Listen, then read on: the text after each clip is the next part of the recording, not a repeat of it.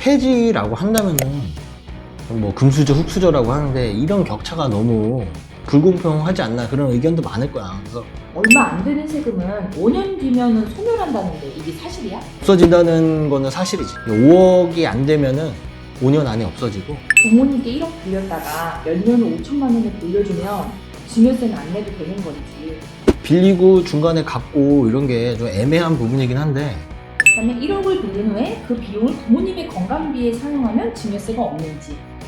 그 왜 빌리지? 그를 빌렸다고 하는데 갑자기 부모님 병원비에 썼다는 게, 그럼 부모님이 그냥 쓰면 되는 거잖아. 안 빌리고.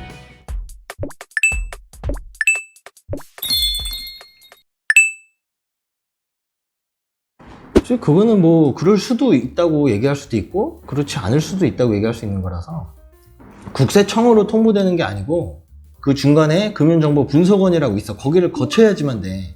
그래서 1일 1,000만 원, 그 다음에 무슨 좀 의심 가는 거래 하면 보고된다 이렇게 하는데, 금융기관에서 국세청한테 통보해 주는 게 아니고 금융정보분석원이라는 데를 거쳐야 되니까, 국세청 입장에서는 현금 인출을 아무리 한다 해도 당장 알 수가 없어. 금융정보분석원에서 다시 한번 분석을 해서 이거는 검찰에 보낼 자료다, 이거는 세금 관련돼서 국세청에 보낼 자료다, 분석을 다시 해서 국세청에 보낸 다음에 그때 이제 조사가 될 수는 있겠지. 단순히 현금 인출로 바로 국세청에서 그거를 포착을 해서 세무조사를 한다, 이렇게 얘기하기는 어려운 거야. 국세청에서 알게 되는 경우는 아까 얘기했듯이 금융정보분석원에서 세금 뭐 탈루나 그런 관련된 자료다, 이런 현금 이출금이나 이런 금융거래가, 그때 알게 되지, 보고를 받아서. 뭐 그런 게 아니라면은 실제로 이제 세무조사를 하는 과정에서는 그때는 뭐 어차피 금융거래 내역을 다 볼 수 있으니까 그때 볼 거고, 그 다음에 그때는 금융정보분석원에서 국세청한테 자료를 안 주더라도 국세청이 너네가 보유하고 있는 이 사람에 대한 금융정보 보고된 게 있냐 해서 그렇게 받아서 볼 수도 있고, 세무조사를 할 때 그런 자료가 있는지 금융정보분석원에 그렇게 해서도 알 수 있지. 그거는 뭐 절대 안 되는 거고, 금융실명제 그런 개인정보 보호나 뭐 이런 것 때문에 이것도 마찬가지야. 거의 세무조사를 해야지만 조회를 할 수 있는 거고, 이 자료도 국세청이 갖고 있는 것도 아니고 금융기관에 요청을 해서 별도로 받아야 되는 자료야. 그리고 이렇게 받았다 쳐도 금융조회를 하면은 나중에 그 계좌주한테 통보를 또 하게끔 돼 있어. 이래 해서 당신의 금융거래 내역이 뭐 통보를 해줬다.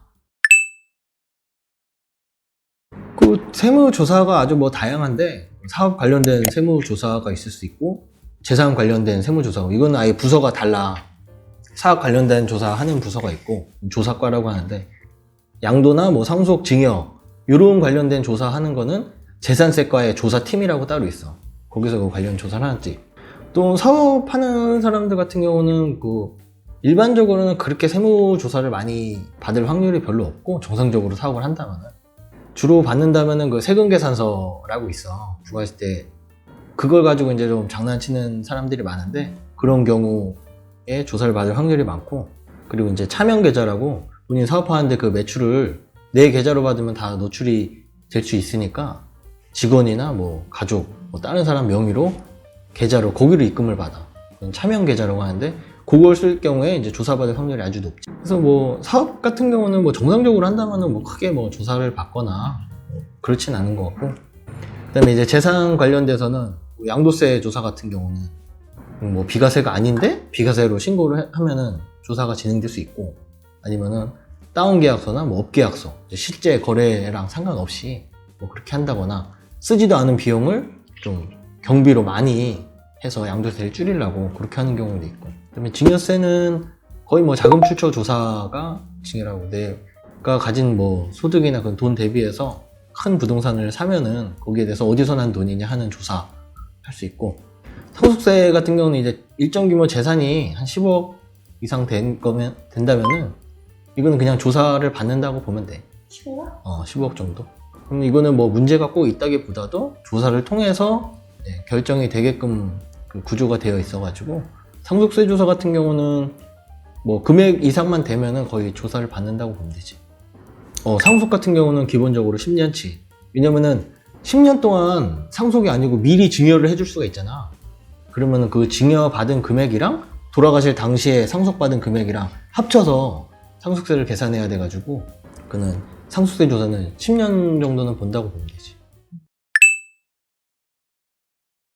사실 현금 인출된 거는 정확히 또 그게 어디로 사용되는지 입증이 안 되면은 좀 추적이 어렵고 그렇긴 한데, 그런 거를 막 방지하기 위해서 그 상속세 조사할 때 추정 상속 재산이라는 게 있어. 왜냐면은 이제 돌아가실 거 알고 병원에 계시면은 막 부동산을 팔아가지고 현금으로 막 찾아서 자식들이 몰래 뭐 금고에 넣어놓는다든지 그래버리면은 막상 그 다음에 돌아가시면 이제 재산이 없잖아. 그런 거를 막으려고 1년 안에, 돌아가신 날로부터 1년 안에 2억이 넘거나 2년 안에 5억이 넘는 그 금액이 놓으면은 어디다 썼는지를 밝혀야 돼. 상속인이? 그렇지. 만약에 부동산을 판 돈이라든지 아니면 은행에서 현금으로 계속 찾았다든지, 그럼 그 찾아서 어디다 썼냐, 아니면은 빚, 부채를 받아서 그럼 그 돈으로 어디다 썼냐, 그거를 입증을 못하면은 그냥 상속 받은 걸로 봐서 상속세를 과세를 하게끔 돼 있어. 그래서 추정을 한다 이렇게 돼 있는데, 그런 경우는 만약에 진짜로 아버지가 쓰신 돈이라 하면은 뭐 억울할 수 있지. 자기가 진짜 가져간 게 아니라면은. 가장 좋은 거는 세무사를 찾아가야 되지. 왜냐면은 그 세금은 다 이제 신고를 하게끔 돼 있거든. 그러니까 그 신고를 해준 세무사가 그 관련된 내용도 가장 잘 알고 있을 거고, 뭐가 문제였는지도 알 수 있을 거야. 그래서 먼저 그 신고해준 세무사를 먼저 찾아가가지고 좀 잘못된 게 있으면 좀 빨리 바로 잡고 종결을 하는 쪽으로 가는 게 가장 좋지. 뭐 여기저기서 이제 주변 얘기 듣지 말고 그런 절세 같은 무슨 탈세 같은 얘기, 탈세인 거지 사실. 뭐 탈세를 듣고 뭐 현금 인출을 뭐 얼마까지 하면은 안 걸리니 막 그런 얘기보다 그냥 좀 떳떳하게 합법적인 테두리 안에서 세금을 내겠다라는 생각으로 좀 절세 방을 찾아가면은 세무조사도 당연히 안 받게. 그러니까 세무조사를 안 받는 거는 정말로 그냥 세법에서 정한 합법적인 그 테두리 안에서 절세를 찾아가는 거지. 그냥 어떻게든 세금을 안 내야지, 편법을 통해서 세금을 좀 줄여봐야지, 이런 생각 자체가 리스크를 더 올리고 당장 세금을 좀 줄이거나 안 낼 수 있어도 나중에 세무조사나 일이 커지면은 더 눈덩이가 되기 때문에, 무슨 세금이든 양도세든 증여세든 상속세든 소득세든 어차피 내가 어떤 거기에 이익이나 뭐 거기에 대해서 내야 될 세금은 낸다 생각을 하고 거기에서 좀 더 이제 절세할 방법이나 그런 거를 찾는 게 가장 좋다고 봐.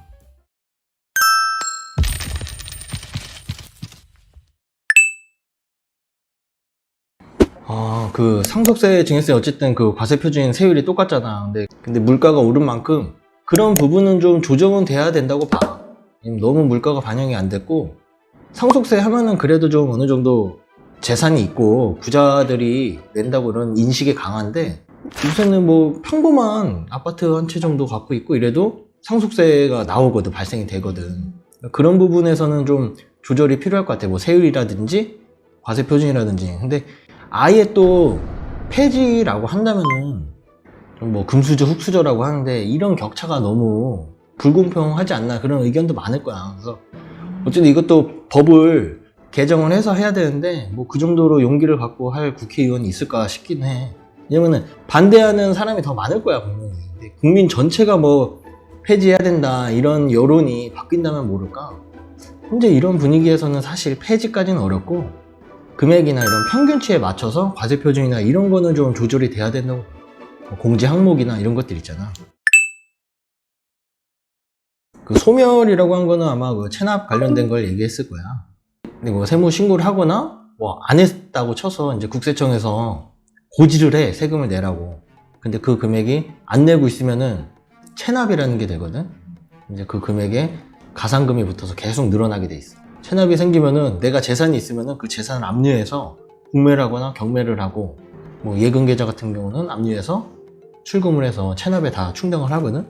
근데 재산이 아무것도 없을 수가 있잖아. 완전히 이제 부동산 다 팔고 아니면 재산도 없고 금융 계좌도 없고.